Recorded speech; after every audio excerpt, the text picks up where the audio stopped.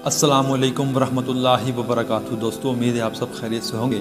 मैं हूं अब्बास खान और आप देख रहे हैं YouTube channel Abbas Khan voice. खुशामदीद कहता हूं मैं आपको आज की नई वीडियो में। दोस्तों, जैसा कि आप सबको मालूम है, इस चैनल पर फ़ज़ाइल अमाल की सीरीज़ शुरू है, तो आज उस सीरीज़ के मतलब एपिसोड नंबर 3 में आपकी खिदमत में हाज़िर हुआ हूँ। दोस्तों, आज की वीडियो का, आज के वाक़े का हमारा अनवान है हज़रत बिलाल हबशी रज़ी अल्लाह तआला अन्हु का इस्लाम और मसाइब। दोस्तों, हज़रत बिलाल हबशी रज़ी अल्लाह तआला अन्हु एक मशहूर सहाबी हैं और जैसा कि आप सबको मालूम है, हज़रत बिलाल हबशी रज़ी अल्लाह तआला अन्हु मस्जिद नबवी के मौज़िन रहे हैं। दोस्तों, हज़रत बिलाल हबशी रज़ी अल्लाह तआला अन्हु किस तरह इस्लाम में दाखिल हुए और किस तरह वो फिर मस्जिद नबवी के मौज़िन बने, वो सब कुछ इस वाक़े के अंदर दर्ज है। तो वीडियो शुरू करने से पहले तमाम दोस्तों और अपने भाइयों से गुज़ार करना चाहता हूँ, इस वीडियो को मुकम्मल देखें और इस वीडियो को देखकर अपने दोस्तों और रिश्तेदारों के साथ और अपने सोशल मीडिया प्लेटफार्म पर सवाब की नीयत के साथ इस वीडियो को लाजमी शेयर करें। तो चलिए शुरू करते हैं आज की वीडियो।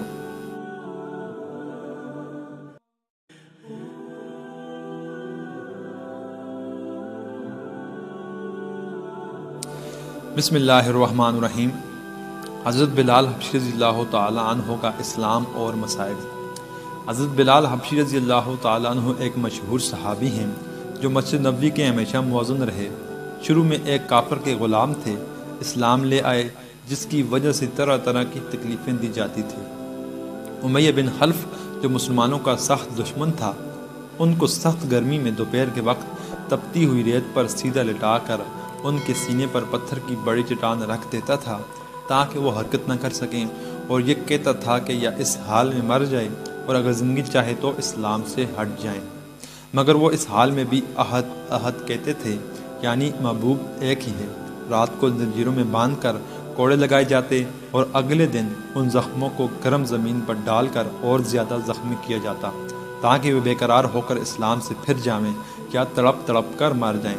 अजाब देने वाले उकता जाते, कभी अबू जहल का नंबर आता, कभी उमय्या बिन खल्फ़ का और कभी औरों का, और हर शख्स इसकी कोशिश करता था कि तकलीफ़ देने में ज़ोर ख़त्म कर दे। हज़रत अबू बकर सिद्दीक़ रज़ी अल्लाह तआला अन्हु ने इस हालत में देखा तो उनको ख़रीद कर आज़ाद फरमाया। उसके बाद फ़ायदे में शेख साहब लिखते हैं, चूँकि अरब के बुत परस्त अपने बुतों को माबूद कहते थे, इसलिए उनके मुकाबले में इस्लाम की तालीम तौहीद की थी, जिसकी वजह से हज़रत बिलाल रज़ी अल्लाह तआला अन्हु की ज़बान पर एक ही एक का विर्द था। ये ताल्लुक़ और इश्क की बात है।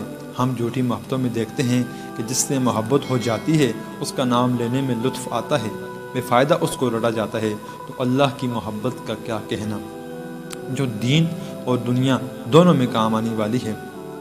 यही वजह है कि हज़रत बिलाल रज़ी अल्लाह तआला अन्हु को हर तरह से सताया जाता था, सख्त से सख्त तकलीफ़ें पहुँचाई जाती थी।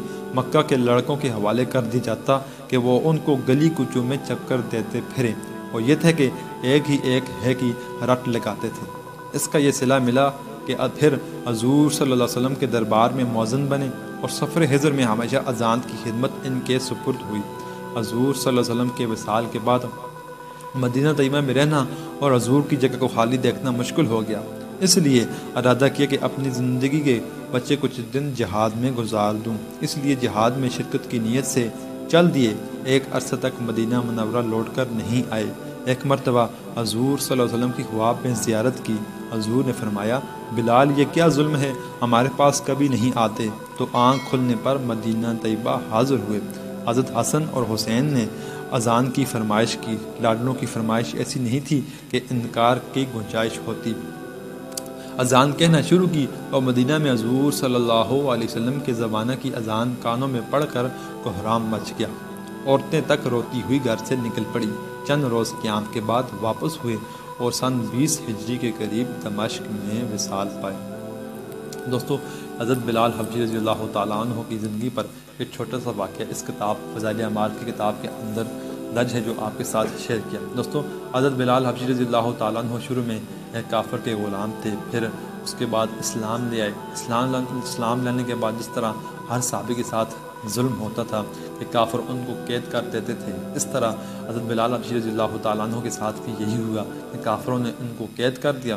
कैद करने के बाद फिर उन पर जुल्म किया। रात को उन पर जुल्म करते थे, कोड़ों के साथ उनको मारते थे और फिर सुबह تپتی ہوئی ریت کے اوپر لٹا کر اوپر چٹان رکھ دیتے تھے اور کہتے تھے یار اس حال میں مر جاؤ اور اگر زندگی چاہو تو اسلام سے ہٹ جاؤ، لیکن ان کی زبان پر ایک ہی ایک کا ورد تھا، نہیں ہٹے۔ اس کے بعد پھر حضرت نبی پاک صلی اللہ علیہ وسلم کی خدمت میں پھر حاضر ہوئے، پھر نبی پاک صلی اللہ علیہ وسلم کے بھائی دوست بنے، اور پھر مسجد نبوی کی ہمیشہ اذان کی خدمت ان کے سپرد ہوئی۔ پھر اس کے بعد سن 20 ہجری کے قریب دمشق میں حضرت بلال حبشی رضی اللہ تعالیٰ عنہ کا وصال ہو گیا۔ دوستوں، آج کا واقعہ آپ کے ساتھ شیئر کر دیے گئے ہیں۔ تمام دوستوں اور اپنے دیکھنے والوں سے دوبارہ گزارش کرنا چاہتا ہوں، اس ویڈیو کو، اس واقعے کو اپنے سوشل میڈیا پلیٹ فارم پر ثواب کی نیت کے ساتھ لازمی شیئر کریں۔ تو دوستوں، آج کی ویڈیو اتنی سی تھی، ملتا ہوں آپ کو ایپیسوڈ نمبر 4 میں، تب تک کے لیے اللہ حافظ۔